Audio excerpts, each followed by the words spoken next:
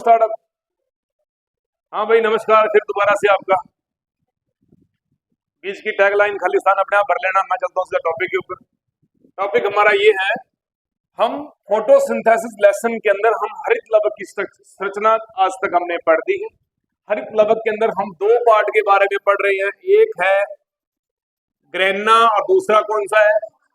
इसके अंदर प्रकाशिक अभिक्रियाएं संपन्न हो रही है, जिसमें प्रकाश का फास्फोरिलीकरण जो केवल प्रकाश के द्वारा क्या हो रही है, इनके परिणाम जो होंगे वो परिवर्तित किसके आधार पे होंगे, प्रकाश के आधार पे।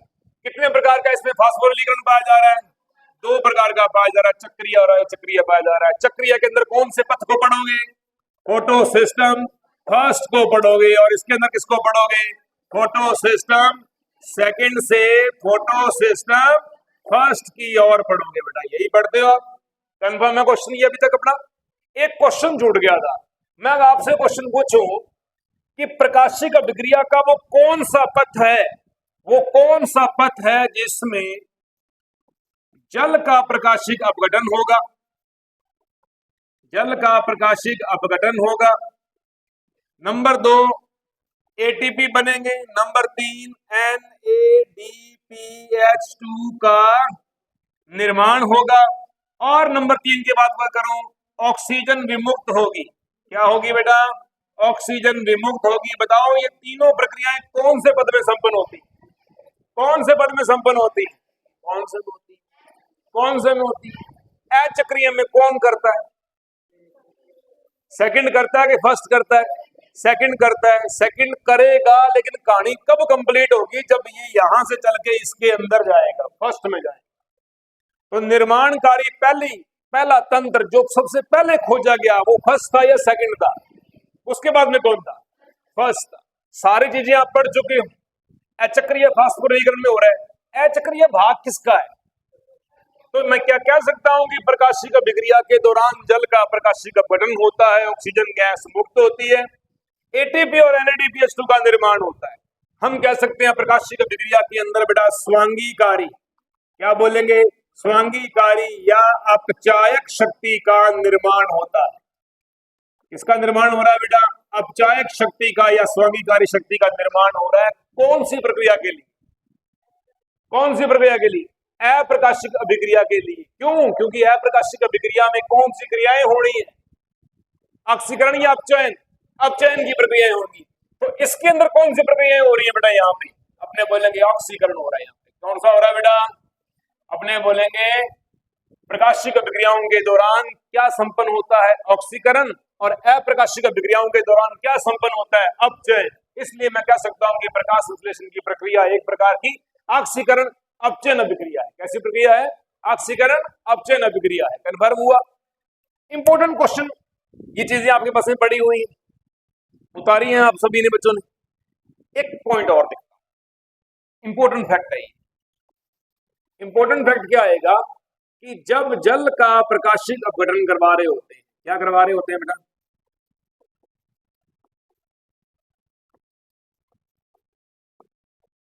क्या करवा रहे हैं बेटा? प्रकाशिक अपघटन करवा रहे हैं। तो इस प्रक्रिया के अंदर कौन से आयन हेल्प करते हैं? मैग्नीशियम प्लस प्लस और क्लोराइड नेगेटिव आयन। लिख लेना, ये अति महत्वपूर्ण क्वेश्चन है। प्रश्न आता है जल के प्रकाशिक अपघटन के दौरान किस प्रकार के आयन सहायता करते हैं? किस प्रकार के आयन जो होते हैं उनकी उपस्थिति में जल का प्रकाशिक अपघटन होता है। तो अपने क्या बोलेंगे? मैग्नीज और क्लोराइड आयन। मैग्नीज और क्लोराइड आयन, ये बात भूल मत जाना, अति महत्वपूर्ण क्वेश्चन है। समझ आ गई?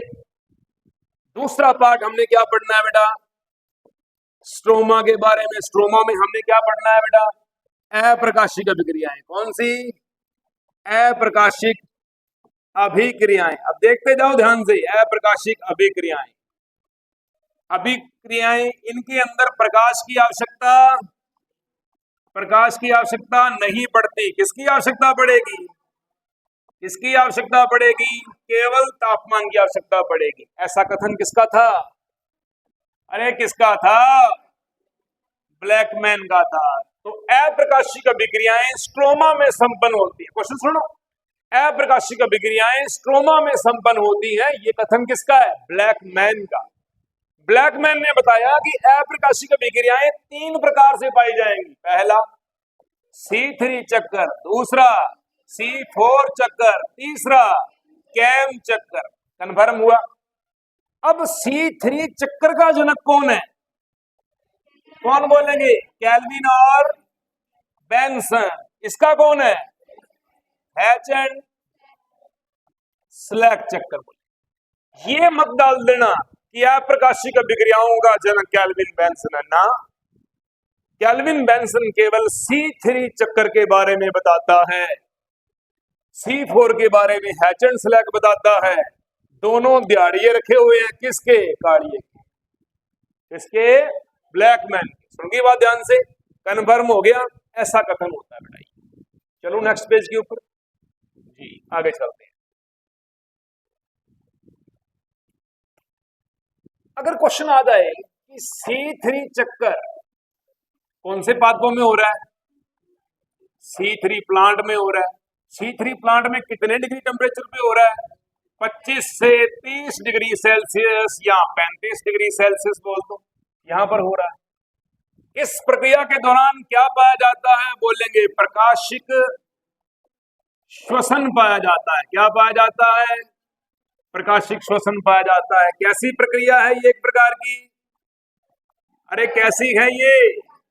नष्टकारी अभिक्रिया है। रिपीट करवा रहा हूं एक लाइन के अंदर, one word repeat, one word एक लाइन, C3 क्लियर करेगी आपका। नष्टकारी अभिक्रिया है। इसकी वजह से उत्पादकता अधिक होती है, कम होती है?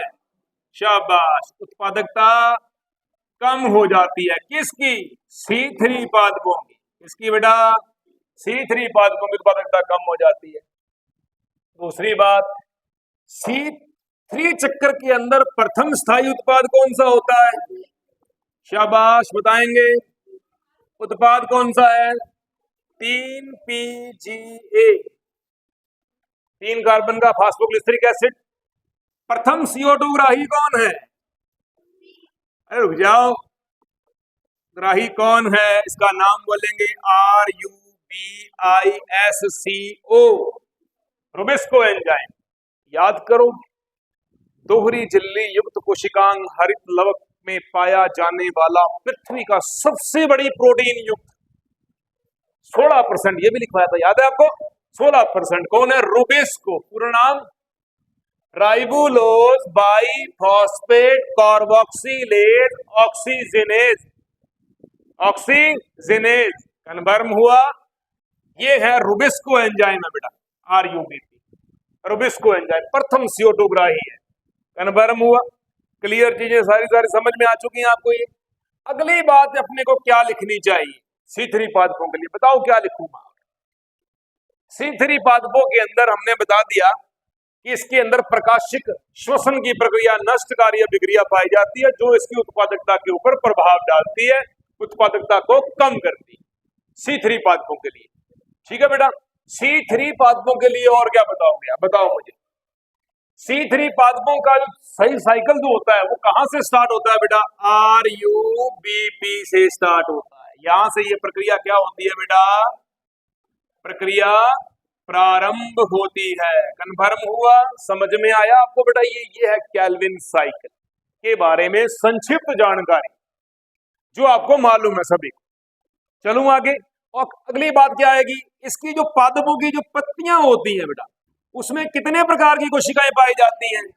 बोलेंगे एक ही प्रकार की कोशिकाएं पाई जाती है, एक ही प्रकार की सेल्स। तो अभी बोल रहा था ना मेरे को, सर हमें 2-3 घंटे पढ़ने पड़ेंगे। लो, मैंने 5 मिनट में करवा दिया। कितना पढ़ लेना, क्वेश्चन सारे क्लियर है, कोई बीच में रहेगा ही नहीं आपका। ये दावा है अपना इस बात का। ये तभी करवा रहा हूं आपको मैं, ताकि कल के लिए आपको माथा ना मारना पड़े। एक ही प्रकार की कोशिकाएं, कौन सी कोशिकाएं हैं? बोलेंगे पर्णमध्योतकी कोशिकाएं, मीजोफिल सेल्स पाए जा रही। Doubt clear? पर्णमध्योतकी कोशिकाएं पाई जा रही। कन्फर्म हो गया? वायुमंडल से ये CO2 ग्रहण करेंगी। क्या करेंगी बेटा? वायुमंडलीय CO2 ग्रहण करेंगे। अब चलता हूं मैं आगे, C4 चक्कर की ओर मैं जा रहा हूं। क्लास के बीच में फिर बोल रहा हूँ, आज डिस्टर्ब मत करना मेरे को, वरना क्लास से बाहर निकाल दूंगा आज, कोई भी है चाहे। C4 चक्कर, हालांकि दोबारा करवाने का मेरा कोई औचित्य नहीं, आज मैं आगे स्टार्ट करता, श्वसन दसना स्टार्ट हो जाता, लेकिन फायदा नहीं है। C4 चक्कर कौन से पादपों में मिलेगा ये? C4 plant. C4 प्लांट कौन से है मालूम है आपको? B, G, M और AU, समझ गए? AU फिनांस वाली नहीं है, A मैंने अमरेंथस, U मैंने यूफोर्बियस, याद रहेगा। हाँ, अब बात चलती है C4 पादपों के बारे में। ये हो गया, तो खोजकर्ता के बारे में बता चुका हूं आपको मैं, मालूम है हैचेड स्लैग। प्रथम स्थायी उत्पाद कौन है? प्रथम स्थायी उत्पाद कौन सा मिलेगा? ऑक्सैलो एसिटिक एसिड मिलेगा। कितने कार्बन का है? किस किस से मिलके बना है? किस किस से मिलके बना है? फास्फोइनोल पायरमेट के 3 कार्बन और 1 कार्बन जो है वो क्या है? CO2 का। किसका? दोनों मिले तो क्या बन गया? अरे गुर्दा बन गया। ये गुर्दा है, ये किडनी है। बेवकूफो, ऐसी किडनी होती है ये। हाँ जी, प्रथम CO2 ग्राही। अब प्रथम CO2 कौन सी है? वो वाली। प्रथम CO2 ग्राही एंजाइम का नाम बताओ। पेप्सिको। हेलो, ये बोल दो पेप्सिको। ये भी नाम आ सकता है। आपको याद रखना ये क्या चीज है? फास्फोइनोल पायरमेट कार्बोक्सिलेज एंजाइम लिख दोगे, या पेप कार्बोक्सिलेज कर दो, इसको पेप कर दो। ये लो, पेप कार्बोक्सिलेज, कार्बोक्सिलेज एंजाइम, याद रहेगा। ये पेप्सी पीता है, वो रूबिस्को पीता है। वो रूबिस्को है, यहाँ पेप्सिको है। तो क्लियर हुआ? समझ में आया बातें पूरी की पूरी? प्रथम CO2 ग्राही है। प्रथम CO2 जो ग्रहण हो रहा है वो किस प्रकार की कोशिकाओं में हो रहा है? बंडल आश्रित कोशिकाओं में या पर्णमध्योतकी कोशिकाओं में? शाबाश, पर्णमध्योतकी कोशिकाओं में। किसमें हो रहा है? पर्णमध्योतकी कोशिकाओं में हो रहा है। तो अपने लिखेंगे 2 प्रकार की सेल्स होती है। कितने प्रकार की सेल्स हैं? 2 प्रकार की सेल्स मिलेंगी। पहली कौन सी मिलेगी? बोलेंगे पर्णमध्योतकी, पर्णमध्योतकी सेल। दूसरी कौन सी है? पूल आच्छद कोशिका। मित्रों, ये 2 पन्ने जो आज मैंने करवाए हैं ना, प्रकाश संश्लेषण के अंदर इनके अलावा कुछ पढ़ने की लोड़ नहीं। इस केवल प्रकाश संश्लेषण की बात कर रहा हूं मैं, बस इतना ही पढ़ देना, सारा काम हो जाएगा। अब पर्णमध्योतकी कोशिकाएं जो है, इनके अंदर हरित लवक कैसा होता है? हरित लवक छोटे, सुविकसित और ग्रेना युक्त। कैसे होते हैं बेटा? ग्रेना युक्त पाए जाते हैं। ये इसकी विशेषता है, जो अति महत्वपूर्ण क्वेश्चन है, शायद कल के पेपर में छप के आ जाए। पर्णमध्योतकी कोशिकाओं में पाए जाने वाले हरित लवक छोटे मिलेंगे, सुविकसित मिलेंगे, ग्रेना युक्त मिलेंगे। अब ग्रेना युक्त मिलेंगे तो सिंपल सी बात है, अपन कह सकते हैं कि इसमें कौन सी प्रक्रियाएं संपन्न होती हैं? अरे कौन सी प्रक्रिया संपन्न होगी? प्रकाशिक अभिक्रिया संपन्न होती है, इंपोर्टेंट पार्ट। दूसरी कौन सी है बेटा? पूल आच्छद कोशिकाएं। पूल आच्छद कोशिकाओं के बारे में लिखो। इनमें क्या होगा? हरित लवक बड़े, कैसे मिलेंगे बेटा? बड़े आकार के मिलेंगे, अविकसित मिलेंगे। होंगे तो होंगे, नहीं होंगे तो नहीं होंगे। अविकसित या कम विकसित। अविकसित तो शब्द गलत हो जाएगा, कम विकसित कर लेना आप, ठीक है बेटा, अपने आप ही लिख लेना कम विकसित। और ग्रेना विहीन, कैसे मिलेंगे बेटा? ग्रेना विहीन मिलेंगे। प्रश्न आएगा, C4 पादपों की किस प्रकार की कोशिकाओं में पाया जाने वाला हरित लवक ग्रेना विहीन होता है? और किसके अंदर हरित लवक छोटे आकार के, पूर्ण सुविकसित और ग्रेना युक्त होते हैं? शाबाश। अब ऐसा होता है तो अपन क्या बोलेंगे कि पूल आच्छद कोशिकाओं में कौन सी प्रक्रियाएं संपन्न होंगी? कौन सी प्रक्रियाएं संपन्न होंगी? अप्रकाशिक अभिक्रियाएं संपन्न होती हैं बेटा। इंपोर्टेंट क्वेश्चन है। एनी डाउट किसी बच्चे को? दोनों चीजें क्लियर हुई, समझ में आई है हमारे पास में पूरी की पूरी, कन्फर्म हुआ। दोनों प्रकार की कोशिकाओं में से मुझे बताओ, सोच समझ के बताओ कि C3 चक्कर कहां पाया जाए? क्यों? क्या साहब इसकी पहली निशानी है कि प्रकाशिक विक्रियाओं में कभी C3 चक्कर नहीं होता? प्रकाशिक विक्रियाओं के अंदर C3 चक्कर होता ही नहीं। C3 चक्कर हमेशा कहां आता है? अप्रकाशिक विक्रिया में। और हमारे यहाँ C4 पादपों की कोशिकाओं में अप्रकाशिक विक्रिया कहां संपन्न हो रही है? पूलाच्छद कोशिकाओं में। पूलाच्छद कोशिकाओं के अंदर हरित लवक बड़े, अविकसित, कम विकसित, ग्रेना विहीन है। अति महत्वपूर्ण क्वेश्चन है। नेक्स्ट स्लाइड पे चलो, चलते हैं अगले। लो, अब आता है पूल आच्छद कोशिकाएं जो थी, पूल आच्छद कोशिकाएं जो हैं ये कहां पाई जा रही हैं? पहले सुन लो ध्यान से साहब, ये मिल रही है C4 प्लांट के अंदर। कहां मिल रही है? C4 पादपों में। कहां पाई जाएंगी? हम बोलेंगे संवहन पूल के चारों ओर, संवहन पूलों के चारों ओर एक या दो घेरे में। क्या मिलेंगे बेटा? एक या दो घेरे के अंदर ये मिलेंगे आपको। ठीक है, इसी की वजह से क्या उत्पन्न होता है? क्या उत्पन्न होता है? Crunch anatomy. क्रांच एनाटॉमी पादप के किस भाग में संपन्न होती है? तना, जड़, पत्ती। शाबाश, पत्तियों में पाई जाने वाली ये क्या है? अच्छा लक्षण है कि बुरा लक्षण है? बुरा है। ये एक प्रकार की क्या है मित्रों? अरे क्या है? विकृति है। बस समझ में आया? ये C4 प्लांट है। C4 पादपों के अंदर दो प्रकार की कोशिकाएं पाई जा रही हैं, पर्णमध्योतकी और पूलाच्छद। इसी कारण इसमें प्रकाशिक श्वसन नहीं होता है। ये लो, जब प्रकाशिक श्वसन नहीं होगा तो ये उत्पादकता में कैसे होंगे?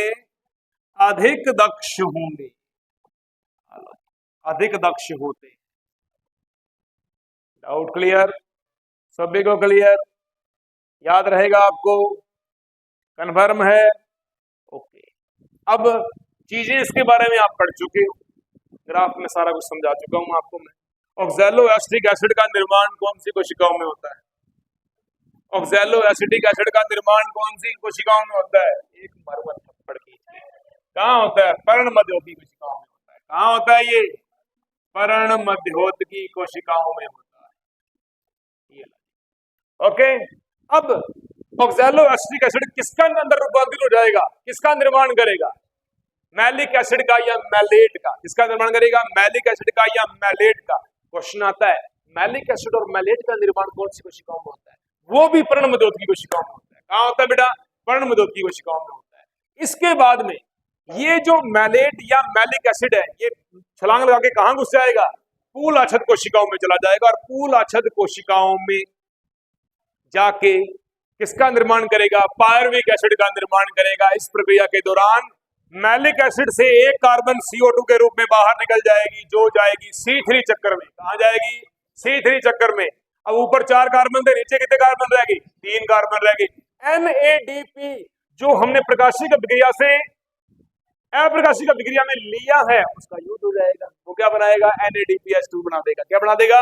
NADPH2 का निर्माण कर देगा। कन्फर्म हुआ? ये पाया जाता है C4 चक्कर, इसे कहते हैं। नेक्स्ट पेज पे चलते हैं। ये सारा आपने क्लास से उतारना है। अब इसके अंदर कुछ हम अंतर पढ़ने जा रहे हैं। अंतरों के बारे में देखता हूं कैसे। C3 और C4 चक्कर के अंदर अंतर है, ये भी उतारना है आपने। कैसे है? अनुकूलतम तापमान कितना होता है बेटा इनके अंदर? बताओ मेरे को। इन पादपों में अनुकूलतम तापमान कितना होता है? 10 से 25 या 30 या 35 तक। और इसके अंदर लगभग 35 से ऊपर हाइपर थर्मोफिलिक जाएगा। ये कैसा जाएगा बेटा? ये हाइपर थर्मोफिलिक टेम्परेचर चला जाएगा। यहाँ पे तापमान जो है लगभग से, आप ये इसको मत देखा करो, आप देखा करो कि लगभग 35-37 टेम्परेचर जहां तक पौधे झेल सकते हैं इसके ऊपर का तापमान जो जा रहा है 47, 48, 50, 52, 55, इस बार गया है अपने यहाँ पे 55 तक हमारा टेम्परेचर गया हुआ है। वहां कौन से पादप विकसित होंगे अधिक अपने C4। अच्छा, क्रैंच प्रकार की विकृति C3 पादपों में होती नहीं, किसमें पाई जाती है? केवल C4 पादपों में। और कौन सी कोशिकाओं में होती है? फूल आच्छादित कोशिकाओं में, बंडल शीथ सेल के अंदर पाई जाती है। फिर आता है बेटा प्रथम स्थायी उत्पाद C3 कार्बन का कौन है? 3 कार्बन का फास्फोग्लिसरिक एसिड, इसका कौन है? 4 कार्बन का ऑक्सैलो एसिटिक एसिड। फिर आता है CO2 का स्थिरीकरण स्थल C3 में कहाँ होता है? अपने बोलेंगे केवल पादपों की पर्णमध्योतक कोशिकाओं में। कहाँ पे? कहाँ पे? पर्णमध्योतक की कोशिकाओं में, क्योंकि एक ही प्रकार की कोशिकाएं पाई जा रही है, पत्तियों में एक ही प्रकार की कोशिकाएं पाई जा रही है। तो अपन क्या बोल देंगे? CO2 का स्थिरीकरण स्थल केवल पर्णमध्योतक की कोशिकाओं में मिलेगा आपको। दूसरा, इसमें पर्णमध्योतक और फूल आच्छादित कोशिकाएं दोनों पाई जाती है। कन्फर्म है? फिर आता है CO2 का प्रथम ग्राही कौन है? RUBP बोल दो या बोल दो रुबिस्को बोल दो, एक ही बात है। उनकी बात ध्यान से, RUBP, रुबिस्को, राइबुलोज 5 कार्बन युक्त राइबुलोज बाइफॉस्फेट कार्बोक्सिलेज ऑक्सीजनेट वगैरह। और इसके अंदर कौन मिल जाएगा? फास्फोइनोल पायरुवेट PEP कार्बोक्सिलेज, मैं लिखवा चुका हूं आपको ऑलरेडी। कार्बोक्सिलीकरण के लिए प्रकाश श्वसन कैसे मिलेगा? इसमें C3 पादपों के अंदर प्रकाशिक श्वसन पाया जाता है, C4 पादपों के अंदर प्रकाशिक श्वसन नहीं पाया जाता है, नष्टकारी श्वसन की अभिक्रिया होती है। अगर अपने उत्पादकता देखें, C3 पादपों की उत्पादकता आपको कम मिलेगी, C4 में आपको क्या मिलेगी? ज्यादा मिलेगी। कारण कौन है? कारण कौन है? नष्टकारी अभिक्रिया। नष्टकारी अभिक्रिया का नाम क्या है? प्रकाशिक श्वसन।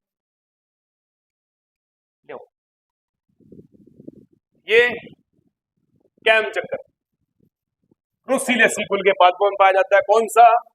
कैम चक्कर। कैम चक्कर का पूरा नाम क्या बोलोगे? Crassulacean, crassulacean acid metabolism, crassulacean acid metabolism अम्ल उपापचय। क्या बोलेंगे? अम्ल उपापचय। कैम साइकिल पाया जाता है, कैम चक्कर कहते हैं बेटा इसे। इसके बारे में कुछ इंपॉर्टेंट फैक्ट देखें।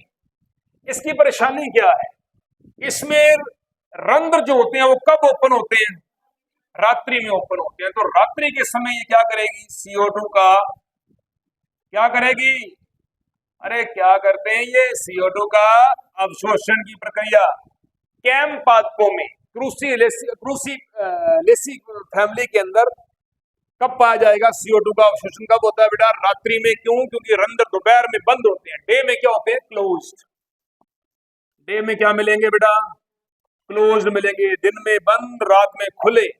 ओके, अब इसका काम क्या है? देखो, जब ये रात्रि के अंदर रंध्र ओपन है, इसकी जो प्रोसीजर होगी ना बेटा, वो सेम। अब कोई पूछ ले कि इसका प्रथम स्थायी उत्पाद जो होता है वो कौन सा बनता है, तो इसका प्रथम स्थायी उत्पाद क्या होता है बेटा? Oxalo acetic acid. कितने कार्बन का? 4 कार्बन का। ये भूलना नहीं, ये भी याद रखना है। क्रेसुलेसी कुल के जो पादप होते हैं, एक होती है क्रूसीफेरी, वो अलग है। ये क्रेसुलेशियन है। क्रेसुलेसी मतलब जितने टाइप के भी आपको यूफोर्बियसी, एलॉय, ग्वारपाठा है ना, ये जो प्लांट है इनके अंदर आपको ऐसा मिलेगा। अगैव के अंदर आपको ऐसा मिलेगा। अब इतना मैटर जो है वो है कैम साइकिल का। कैम साइकिल की प्रोसीजर लगभग मिलती जुलती किससे होती है बेटा? C4 चक्कर पादपों से इसकी प्रक्रिया जो होती है वो मिलती जुलती होती है। फिर बात आती है बेटा, अगला टॉपिक है प्रकाशिक श्वसन। कैसा श्वसन बेटा? प्रकाश श्वसन। नाम इसका अलग से नाम क्या है इसका?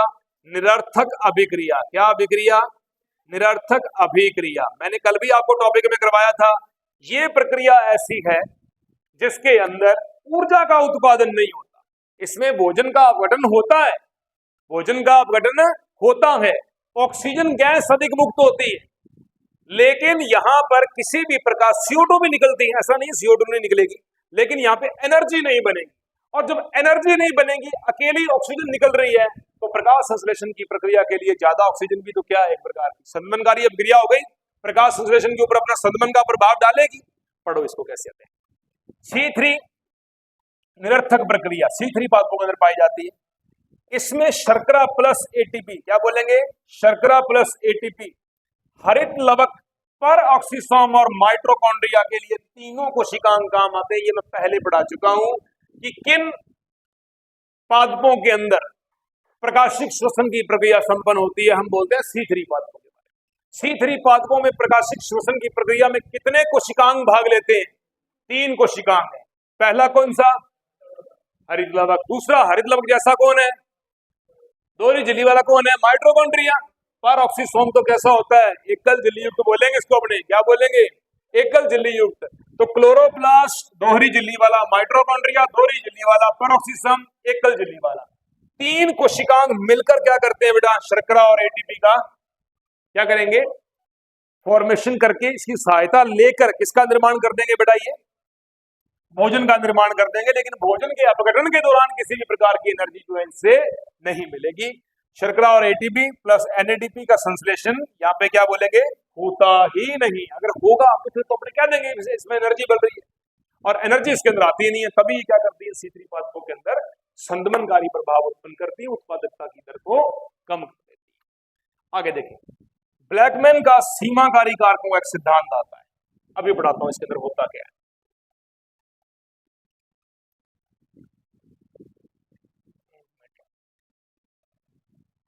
हाँ भाई, ब्लैकमैन का सीमाकारी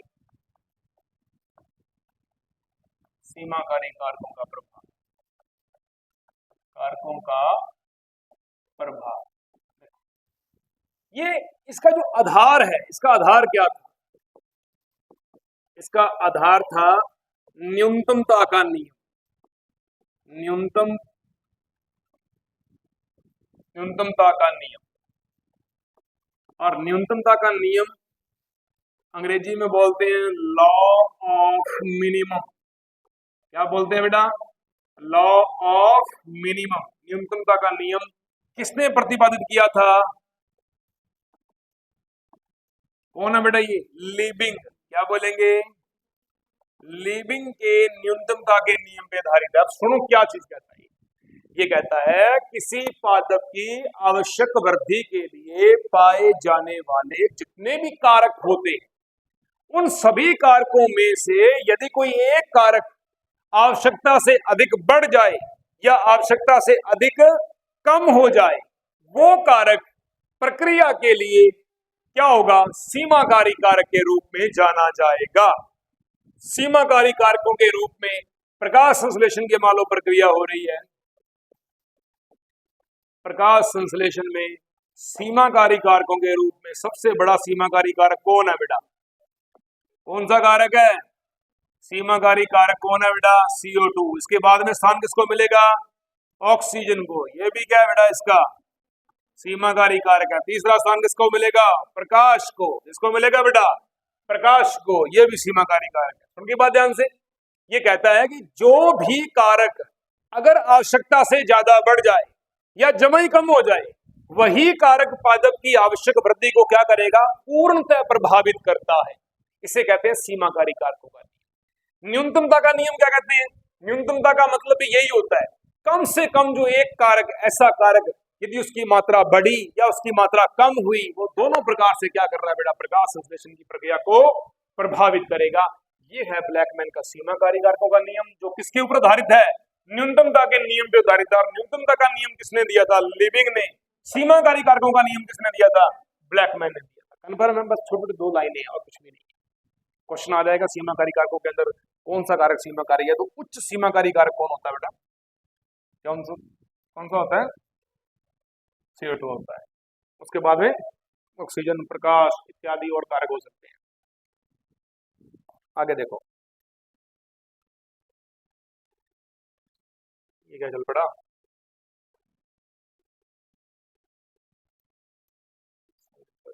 ये आपका रिहर्सल के लिए है, आप इसको पढ़ के 1 सेकंड में पॉइंट देख लेता हूँ, फिर मैं करवाता हूँ इसके आगे। ये भी करवा दूंगा आपको। ये पढ़ा, एक रिपीट मारो थोड़ा सा कैम चक्कर के ऊपर। C3 C4 हमने कर चुके हैं। कैम चक्कर crassulacean acid metabolism cycle क्रेसुलेसी family का गुण है। ये मासल विद पादप पाए जाएंगे। इंपॉर्टेंट फैक्ट बेटा, कैसे पादप मिलेंगे इसके अंदर? मासल विद मिलेंगे, फ्लैशी मिलेंगे, शुष्क आवरणी, जिनका बाहरी आवरण हमेशा कैसा होता है? शुष्क, कांटों में रूपांतरित वगैरह घटनाएं होती हैं यहाँ पे। इनको सक्यूलेंट प्लांट कहते हैं। क्या बोलते हैं बेटा? सक्यूलेंट प्लांट कहा जाता है। क्या कहा जाता है? सक्यूलेंट प्लांट के नाम से जानते हैं। एग्जाम्पल क्या बोलेंगे? जैसे अगैव, युक्का, क्रेसुला, अनानास, नागफड़ी, केक्टस इत्यादि। ये सारे के सारे जो मैं एग्जाम्पल लिखवा रहा हूं, ये क्रूसी या क्रेसुलेशियन कुल के उच्चतम पादप हैं जो इन अभिक्रियाओं को दर्शाते हैं। कंफर्म रहेगा आप सब बच्चों के लिए? विशेषताएं क्या मिलेंगी इन पादपों की इस काम के लिए? इन पादपों की इस काम के लिए क्या विशेषताएं मिलेंगी? पहला काम, पत्तियां मांसल और कैसी होती है बेटा?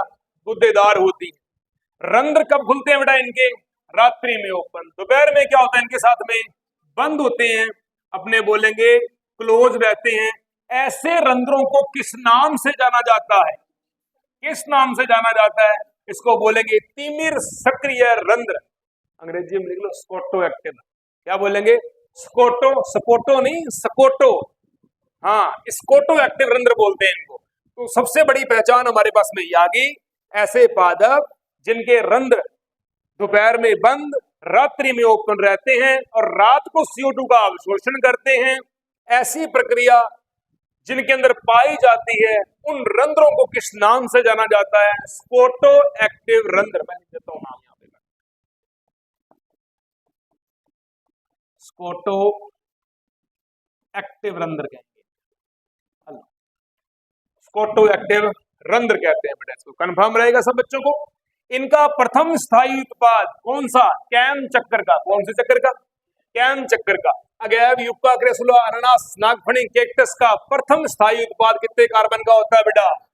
4 कार्बन का होता है। और मेन प्रथम CO2 ग्राही दोपहर में कि रात में? दोपहर में या रात में? प्रथम CO2 ग्राही एंजाइम कौन है? PEP carboxylase enzyme. कौन सा? PEP carboxylase enzyme. Phosphoenolpyruvate carboxylase enzyme जो होता है वो प्रथम CO2 ग्राही है। पर कब? रात के अंदर होता है। रात्रि में CO2 का स्थिरीकरण की प्रक्रिया संपन्न होती है। प्रश्न आता है, रात्रि में किन पादपों के अंदर CO2 स्थिरीकरण की प्रक्रिया संपन्न होती है? बोलेंगे कैम पादपों में। तो क्वेश्चन आ जाएगा, किस पादप के अंदर CO2 का स्थिरीकरण रात्रि में हो रहा है? 5-4 एग्जाम्पल दिए होंगे, उनमें से ये एग्जाम्पल होंगे, आपको इन एग्जाम्पल की पहचान करनी है। ठीक महाराज। ऑक्सैलो एस्टिक एसिड किसका निर्माण कर देता है बेटा? मैलिक एसिड का निर्माण कर देता है। किसका निर्माण कर देता है बेटा? तो C4 पादपों में क्या होता है? उसमें भी तो यही होता है, तो इसमें भी ये होगा। मैंने बोल दिया ना कि इसकी प्रक्रिया सारी लगभग C4 पादपों से मिलती जुलती है। CO2 का अपचयन तथा शर्करा निर्माण, CO2 का अपचयन और शर्करा का निर्माण कब होगा बेटा? दोपहर में, एक ही कोशिका में। और वो कोशिका कौन सी है? ठीक।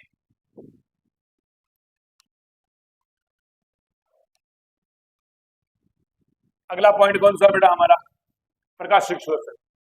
अब संक्षिप्त छोटे छोटे पार्ट्स में मैंने विद क्वेश्चन मैटर तैयार किया हुआ है, इसको आप देखते जाओ, इसको आप पढ़ लेना। पीछे वाला आपका रिकवर हो गया, आपको C3 याद हो गया, आपको C4 याद हो गया, कैम चक्कर याद हो गया। कैम चक्कर में 2-3 एग्जाम्पल याद करने हैं। प्रकाशिक श्वसन डेकर और TO का था, ये इसके बारे में पढ़ेंगे आप। तो प्रकाशिक श्वसन होता क्या है? Photo respiration. दोबारा बता रहा हूं मैं, पादपों में प्रकाश की उपस्थिति में दोपहर के अंदर प्रकाश संश्लेषण के साथ साथ में श्वसन भी होता है। और सामान्य श्वसन की प्रक्रिया के अलावा कुछ विशेष प्रकार का श्वसन जिसमें कार्बनिक पदार्थों का अपघटन तो हो रहा है परंतु ऊर्जा मुक्त नहीं हो रही। ऊर्जा जब मुक्त नहीं होगी तो जो सामान्य O2 बाहर निकल रही है उसकी अपेक्षा थोड़ी ज्यादा ऑक्सीजन बाहर निकलेगी। CO2 का उत्पादन वहां पे क्या हो जाएगा? कम हो जाएगा। O2 का लेवल क्या हो जाएगा? बढ़ जाएगा। यही O2 किसके लिए? प्रकाश संश्लेषण की प्रक्रिया के लिए बाधक साबित होगी। कंफर्म हुआ? व्यर्थकारी अभिक्रिया किसे कहते हैं? प्रकाशिक श्वसन को। कौन से पादपों का ये लक्षण है? C3 पादपों में। दूसरा नाम क्या है इसे? नष्टकारी अभिक्रिया। इस प्रक्रिया में केवल CO2 क्या हो रही है बेटा? विमुक्त हो रही है। आगे सुने, प्रकाश श्वसन के जो खोजकर्ता के बारे में क्वेश्चन पूछा जाए कि इसका साइंटिस्ट कौन है, तो क्या बोलोगे? क्रॉटकॉफ। कौन बोलोगे? ये कहता है कि इस पूरी प्रक्रिया के अंदर ऊर्जा का उत्पादन होता ही नहीं है। ठीक है। और इसमें भाग लेने वाले कोशिकांग कौन से हैं? Chloroplast, peroxisome, mitochondria. CPM क्या बोल दिया? Chloroplast, peroxisome, mitochondria. अगला इफेक्ट आता है बेटा वारबर्ग प्रभाव। क्या आएगा बेटा? ये टॉपिक बस इतना ही है, ये टॉपिक इतना ही है, ध्यान रखना। वारबर्ग इफेक्ट किसको बोलेंगे? वारबर्ग प्रभाव का इसको खोजकर्ता कौन थे? Auto Warburg. कौन थे बेटा? Auto Warburg. इन्होंने क्या बताया? ऑक्सीजन का प्रभाव क्या होता है? संदमनकारी होता है। किसके लिए? प्रकाश संश्लेषण के लिए। क्यों? क्योंकि उसको करवाने के लिए CO2 चाहिए। क्या चाहिए? CO2 चाहिए। और जो ऑक्सीजन की मात्रा है वो तो उसको जल ही दे देगा। तो यहाँ पे क्या हो रहा है? प्रकाशिक श्वसन हो रहा है, ऑक्सीजन गैस बाहर निकल रही है। ऑक्सीजन बाहर निकलेगी तो ये किसके लिए संदमनकारी होगी? प्रकाश संश्लेषण के लिए। कौन से पादपों के लिए? C3 पादपों के लिए। तो ऑक्सीजन की उपस्थिति अधिक होने पर प्रकाश संश्लेषण की दर को क्या कर देती है? ये क्या कर देती है बेटा? संदमित कर देती है। सुनोगी बात ध्यान से। ऑक्सीजन बढ़ गई है, CO2 क्या हो गई है? कम हो गई है। इसीलिए कहा जाता है कि प्रकाश संश्लेषण प्रक्रिया का मुख्य संदमनकारी कारक कौन होता है? CO2। और CO2 को कम कौन कर रहा है? ऑक्सीजन कम कर रही है। कौन कम कर रही है बेटा? ऑक्सीजन कम कर रही है। तो ये O2 जो है ये प्रकाश संश्लेषण प्रक्रिया के लिए क्या हो गया? संदमनकारी कारक हो गया। वो भी पहला या दूसरा? दूसरा कारक। पहला कारक कौन है? CO2 रहेगा। पहला कारक कौन सा रहेगा बेटा? CO2 रहेगा। ये छोटे छोटे क्वेश्चन है, जैसे पढ़ा रहा हूं वैसे रिपीट कर लेना, ठीक है? इसमें अन्यत्र कुछ भी नहीं है, कोई फालतू की चीजें नहीं है इसके अंदर। अब एक इफेक्ट सुनो। अब क्या होता है? जो हमारे पास में RUBP हमारा उत्पाद है ना, राइबोलोज बाइफॉस्फेट, ये भाई साहब क्या करता है? ये CO2 और O2 दोनों के लिए इसके अंदर प्रतिस्पर्धा होती है। CO2 कहती है मैं जुड़ूंगी, O2 कहती है मैं जुड़ूंगी। O2 और CO2 में, O2 और CO2 में रुबिस्को के लिए, किसके लिए? RUBP लिख दो या रुबिस्को लिख दो, मेन एंजाइम तो यही है, के लिए प्रतिस्पर्धा होती है। क्या पाई जाती है? प्रतिस्पर्धा पाई जाती है। अब क्वेश्चन आता है, अगर प्रकाशिक श्वसन ज्यादा है, ऑक्सीजन ज्यादा निकल रही है, ऑक्सीजन की उपस्थिति में, कितनी उपस्थिति? बहुत ज्यादा मात्रा में। जब ऑक्सीजन की बहुत ज्यादा मात्रा होगी, राइबोलोज बाइफॉस्फेट RUBP ऑक्सीजनेज की तरह व्यवहार करता है। क्या करेगा? ऑक्सीजनेज की भांति व्यवहार करेगा। क्वेश्चन कैसे आया? इसका मतलब ये आ रहा है कि ऑक्सीजन की उपस्थिति ज्यादा है तो जो राइबोलोज बाइफॉस्फेट जो है ये क्या करेगा? इसके नाम के लिए अपने क्या बोलेंगे? राइबोलोज बाइफॉस्फेट ऑक्सीजनेज बोलेंगे। क्या बोलेंगे? ऑक्सीजनेज। दूसरी लाइन पे चलो। यदि मान लो कि CO2 की मात्रा बहुत ज्यादा, CO2 की सांद्रता अधिक है, ऑक्सीजन की मात्रा कम है, तो CO2 की अधिक सांद्रता में RUP किसकी भांति काम करेगा? राइबोलोज बाइफॉस्फेट कार्बोक्सिलेज की तरह व्यवहार करेगा। क्वेश्चन समझ में आ गया? अगर ऑक्सीजन की मात्रा ज्यादा तो राइबोलोज बाइफॉस्फेट ऑक्सीजनेज कहलाएगा। यदि CO2 की मात्रा ज्यादा तो राइबोलोज बाइफॉस्फेट कार्बोक्सिलेज कहलाएगा। दोनों कथन समझ आए? ये दोनों बातें इसके। C2 चक्कर, C3 पढ़ा, C4 पढ़ा, कैम चक्कर पढ़ा, प्रकाशिक श्वसन पढ़ा। अब क्या पढ़ने जा रहे हैं? C2 चक्कर। दूसरा नाम क्या है इसका? C2 चक्कर का मतलब क्या है कि प्रथम स्थायी उत्पाद जो है वो कितने कार्बन का होगा? कितने कार्बन का होगा? 2 कार्बन का। 2 कार्बन का उत्पाद प्राप्त होने वाले चक्कर को किस नाम से जानते हैं? इसका सामान्य नाम क्या है? C2 चक्कर। इससे खोजकर्ता कौन थे? डेकर और टीओ। डेकर और टीओ क्या कहा इन्होंने? प्रथम स्थायी उत्पाद 2 कार्बन का क्या बोलेंगे? फास्फोग्लूकोनिक एसिड। क्या बोलेंगे? फास्फोग्लूकोनिक एसिड। समझ में आई? फास्फोग्लूकोनिक एसिड बोलेंगे। कार्बन की CO2 की स्वांगीकरण दर जो होती है इनके अंदर क्या होती है? कम पाई जाती है। क्या पाई जाती है? CO2 की स्वांगीकरण की दर कम पाई जाती है। किसने बताया? डेकर टीओ ने। कौन से चक्कर में बताया? ग्लाइकोलेट चक्कर में। कितने कार्बन का होता है ये? 2 कार्बन का प्रथम स्थायी उत्पाद होता है। नाम क्या है? फास्फोग्लूकोनिक एसिड। क्या बोलेंगे? फास्फोग्लूकोनिक एसिड बोलेंगे। ठीक है, आगे चलता हूं। अब आते हैं बेटा प्रकाश संश्लेषण की प्रक्रिया को प्रभावित करने वाले कारक। कौन कौन से कारक हैं जो प्रकाश संश्लेषण की प्रक्रिया को क्या करते हैं बेटा? इफेक्टेड करते हैं। हाँ जी, सबसे पहले ब्लैकमैन का सीमाकारी कारकों का नियम आया। इसने क्या कहा, इसका जो ये नियम था, ये कौन से नियम पे आधारित था? लीविंग के न्यूनतमता के नियम पर आधारित था। ये इंपॉर्टेंट क्वेश्चन है, पेपर के अंदर अक्सर आता है ये। इसके नियम पर आधारित था। इसने क्या बोला कि C3 पादपों के लिए, क्वेश्चन अब आता है यहाँ पे, अब ये सुनो, ये चीज महत्वपूर्ण आ गई। अब क्या लिखा हुआ है? C3 पादप, केवल C3 प्लांट के लिए बोला गया। C3 प्लांट के लिए कौन कौन से कारक सीमाकारी हो सकते हैं? तो पहला कारक कौन सा अपने पास में? पहला कारक कौन सा है? दूसरा कारक कौन सा है? ऑप्शन में यदि दो दिए हों और चौथा ऑप्शन लिखा हो A और B दोनों, तो CO2 प्रकाश दोनों होंगे। यदि CO2 दिया हुआ है और प्रकाश भी दिया हुआ है, तो प्रथम सीमाकारी कारक कौन है इसके लिए? CO2। CO2 यदि नहीं दिया गया, दूसरा कारक प्रकाश आ गया, तो किसका नाम बोलोगे बेटा? प्रकाश के लिए बोलोगे। क्यों? क्योंकि पर्णमध्योत की कोशिकाओं में संपन्न होने वाली अभिक्रिया है ये, और इस अभिक्रिया के दौरान क्या पाया जाता है? प्रकाशिक अभिक्रियाएं ग्रेना के अंदर, अप्रकाशिक अभिक्रियाएं स्ट्रोमा में संपन्न होती हैं। और ग्रेना में संपन्न होने वाली प्रक्रियाएं जितनी भी प्रभावित होंगी, वो किसके आधार पर प्रभावित होंगी? प्रकाश के आधार पर आधारित होंगी। तापमान का रूप लेना नहीं लेना यहाँ पर्णमध्योत की केवल प्रकाशिक अभिक्रियाओं के बारे में बोला गया। सुनिए बात ध्यान से। और CO2 का स्थिरीकरण हमेशा कहाँ पाया जाता है? कहाँ पाया जाता है? अप्रकाशिक अभिक्रिया के दौरान संपन्न होगा। कौन सी प्रक्रिया के लिए होगा? ऑक्सीकरण के लिए या अपचयन के लिए? अपचयन के लिए किया होगा। हाँ जी, अब हमें कुछ कारक पढ़ने हैं। तो कौन कौन से कारक हैं जो प्रकाश संश्लेषण को प्रभावित करेंगे? देखो, कुछ कारक होते हैं बाहरी कारक, वायुमंडलीय कारक। ये बंद क्यों हो गया? कुछ कारक ऐसे होते हैं जो पादप के अंदर के कारक होते हैं। तो सुनो ध्यान से, सबसे पहला क्या क्वेश्चन आता है? बाह्यतम कारक, एक्सटर्नल फैक्टर कौन कौन से हैं? पहला कारक क्या है हमारे पास में? प्रकाश की कितनी तरंग दैर्ध्य पर प्रकाश संश्लेषण की प्रक्रिया सर्वाधिक होती है?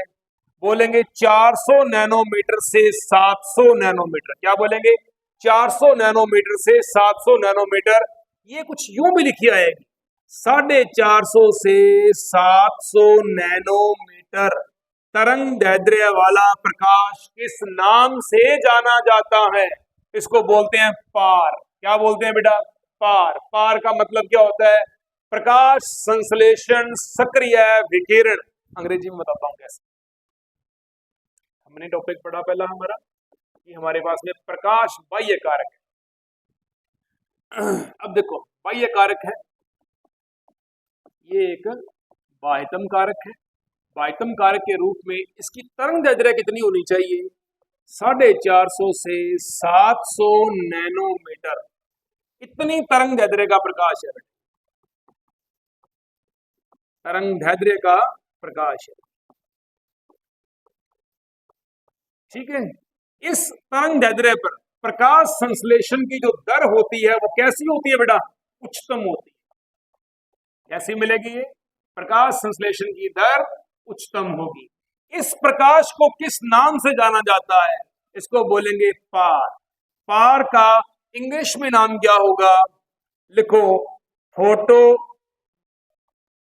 Synthetic active radiation. Active radiation बोले। ये लो, फोटोसिंथेटिक एक्टिव रेडिएशन कहते हैं। हिंदी में क्या बोलते हैं? प्रकाश संश्लेषी सक्रिय विकिरण। क्या बोलेंगे? प्रकाश संश्लेषी सक्रिय विकिरण। क्वेश्चन आता है, प्रकाश संश्लेषण की प्रक्रिया सर्वाधिक किस प्रकार के प्रकाश में होती है? सबसे ज्यादा किसके लिए है? दूसरा किसके लिए है? याद है ना आपको? तीसरा किसके लिए है? ग्रीन के लिए है। बात समझ में आई ध्यान से? ये तीन कारक पाए जाते हैं बेटा। अब बात आती है क्वेश्चन, ये भी इंपॉर्टेंट क्वेश्चन है भैया, सुन लेना इंपॉर्टेंट ध्यान से। ये कह रहा है कि पार प्रकाश क्या है? प्रकाश संश्लेषी विकिरण, फोटोसिंथेटिक एक्टिव रेडिएशन। पार प्रकाश की तरंग दैर्ध्य या तरंग दैर्ध्य परास कितनी होती है? 450 से 700 नैनोमीटर। पर एनसीईआरटी बोर्ड की किताबों के अंदर ये ऑप्शन यूं भी लिखा आएगा 400 से 700 या 730 नैनोमीटर का तरंग दैर्ध्य वाला प्रकाश है, तो ये भी सही माना जाएगा, गलत नहीं माना जाएगा। याद रखना इस बात को। एक्चुअली फंडामेंटल 450 से 700 नैनोमीटर तक की, अगर इसकी परास 400 या 430 से 700 नैनोमीटर की आती है तो भी आपका क्वेश्चन जो होगा सही होगा, लेकिन ज्यादा डिफरेंस नहीं आना चाहिए इसके अंदर। तो ये है बेटा बाह्यतम कारक, इंपॉर्टेंट क्वेश्चन है, पेपर के अंदर आ सकता है ये, बगल वाले पेपर के अंदर। ठीक है, अब आगे देखो। हाँ जी, फोटो संश्लेषण, इस प्रकार के ऊपर फोटो संश्लेषण की जो दर होती है इसको क्या बोलते हैं बेटा? दृश्य स्पेक्ट्रम। क्या बोलते हैं? दृश्य स्पेक्ट्रम। किसको? पार को। किसको बोलेंगे? पार को। प्रकाश संश्लेषण का दर का दृश्य स्पेक्ट्रम बोलते हैं। और ये सर्वाधिक किसके अंदर है? लाल में उससे कम, ब्लू में उससे कम, ग्रीन में बता चुका हूं इसके बारे में आपको। नंबर दूसरा कौन सा है हमारा बेटा? तापमान। तापमान द्वारा प्रभावित होने वाली प्रक्रियाएं हैं। प्रकाशिक या अप्रकाशिक? अप्रकाशिक। अप्रकाशिक के कौन कौन से हैं? जैसे CO2, स्थिरीकरण, C3, C4, कैम चक्कर, C2 चक्कर, प्रकाशिक श्वसन, ये सारी क्या है बेटा? ये तापमान द्वारा प्रभावित होंगी। और तापमान, सामान्य तापमान कितना होना चाहिए? 10 से, आ गया ना, 35 डिग्री तापमान, 37 तक भी कह सकता हूं मैं इसको। ये तापमान सामान्य होना चाहिए। सपोज करो तापमान बढ़ गया, अब क्या होगा? तापमान बढ़ जाने पर क्या होगा? तापमान, जैसे जैसे तापमान बढ़ेगा, पत्तियों के अंदर पाया जाने वाला पर्णहरित सूर्य प्रकाश के द्वारा क्या होने जाएगा? अवशोषित होने लग जाएगा। उसमें से पत्तियां जलने प्रारंभ कर जाएंगी, पत्तियां सड़ने लग जाएंगी। और जब पत्तियां सड़ रही हैं या पत्तियों का जो पर्णहरित क्लोरोफिल सड़ रहा है, तो क्या उसमें प्रकाश संश्लेषण की प्रक्रिया घटित होगी? नहीं होगी, क्योंकि पत्ती क्या हो चुकी है? विकृत हो चुकी है। कन्फर्म हुआ? तापमान इस तरीके से प्रभावित करता है। ये मतलब ये तो तापमान है जहां पे बहुत ऊंची दर से प्रकाश संश्लेषण होना है।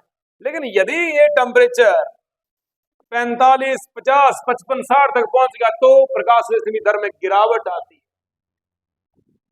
अकेला पत्तियों का जलना ही महत्वपूर्ण नहीं होता, दो चीजें हमेशा पढ़ना, एक DNA, एक एंजाइम। अगर तो तापमान आवश्यकता से कम है, माइनस में टेम्परेचर है, तो भी नुकसान, और यदि तापमान आवश्यकता से बहुत ज्यादा हो गया तो भी नुकसान। क्या कह रहा है ये कौन बोल रहा है? ये ब्लैकमैन बोल रहा है। कौन बोल रहा है? ब्लैकमैन। ये और कौन बोल रहा है? ये लीबिंग बोल रहा है। अब तापमान और एंजाइम ये सामान्य टेम्परेचर के ऊपर तो बढ़िया रहते हैं। अगर तापमान इनका माइनस में चला गया तो क्या हो जाएगा बेटा? अपने क्या बोलेंगे? एंजाइम और DNA जो होता है वो निष्क्रिय अवस्था में चला जाता है। कौन सी अवस्था में चला जाता है? निष्क्रिय अवस्था में चला जाता है, सो जाता है। और अगर टेम्परेचर बहुत ज्यादा मात्रा में बढ़ गया, टेम्परेचर के बहुत ज्यादा मात्रा में बढ़ जाने पर DNA और एंजाइम क्या हो जाते हैं बेटा? विकृत हो जाते हैं। क्या हो जाते हैं? विकृत हो जाते हैं। निष्क्रिय मतलब खत्म हो जाते हैं, निष्क्रिय नहीं कह सकता, अपने बोल सकते हैं विकृत हो जाते हैं, मतलब डीनेचुरेट हो जाते हैं। तो इस प्रकार से चाहे एंजाइम है चाहे DNA है, ये दोनों सामान्य ताप के ऊपर सर्वाइव करते हैं। तापमान बढ़ जाने के बाद में इनके अंदर इनकी जो प्रवृत्ति होती है वो क्या हो जाती है? विकृत हो जाती है, प्रक्रिया के पूर्ण रूप से प्रभावित होती है। CO2, वायुमंडल में CO2 कितनी है? 0.03% टू अपने क्या कह सकते हैं? 300 ppm। क्या मतलब है? पार्ट पर मिलियन। क्या बोलोगे? पार्ट पर मिलियन। पार्ट पर मिलियन। इकोलॉजी में पढ़ोगे आप इसी को, वहां समझाऊंगा ये चीजें कैसे प्रभावित करती है। पार्ट पर मिलियन। और यदि ये ppb होती तो पार्ट पर बिलियन हो जाती, तो उसकी मात्रा 3 पे आ जाती। ये तो 0.03 है, ठीक है ना? तो वहां कितनी आ जाती है बेटा? सीधी 3 पे आ जाती, बढ़ जाती तापमान। और CO2 उत्पादन के अंदर सर्वाधिक कंट्री कौन सी है? USA। कौन सी? USA, चाइना, रशिया, इंडिया बाद में नंबर आता है। ठीक है, ये इस तरीके से प्रभावित करती है। जल समानुपाती किसके है? प्रकाश संश्लेषण की दर। जल समानुपाती प्रकाश संश्लेषण की दर आप समझ सकते हो मृदा के द्वारा। जल भी कौन सा? मृदा के द्वारा जो जल लिया जा रहा है, जो मूल दाब लग रहा है, जहां पे जल आरोहण हो रहा है ऊपर की ओर, जल का रसारोहण के रूप में पद को ऊपर की ओर लेके जा रहे हैं।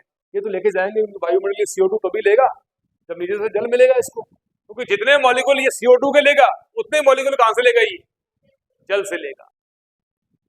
ये समानुपाती होता है। ऑक्सीजन, क्वेश्चन आता है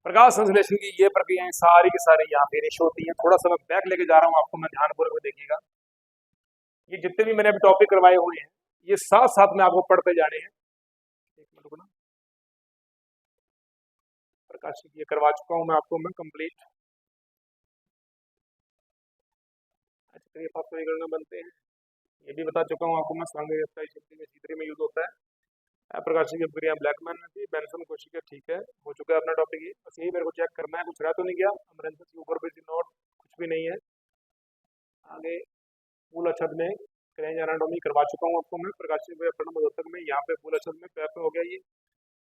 लो मित्रों, टॉपिक लगभग लगभग आपके सारे के सारे टॉपिक आपके हो चुके हैं। कम सांद्रता पे ठीक है, प्रकाशिक श्वसन आपसे उत्पादित अधिक रहेगी, और कम जल उच्च तापमान 345 डिग्री हो चुका है, कंप्लीट है बेटा, ठीक है। उम्मीद करता हूँ आज का टॉपिक आपको अच्छी तरीके से समझ आया होगा। प्रकाश संश्लेषण आज हमारा कंप्लीट होता है। करवाने को तो बेटा आज मैं आपको श्वसन भी स्टार्ट करवा सकता हूँ, लेकिन कोई औचित्य नहीं है। श्वसन को अपने करेंगे नई यूनिट में स्टार्ट। तब तक सभी का शुक्रिया, सभी का थैंक यू, धन्यवाद।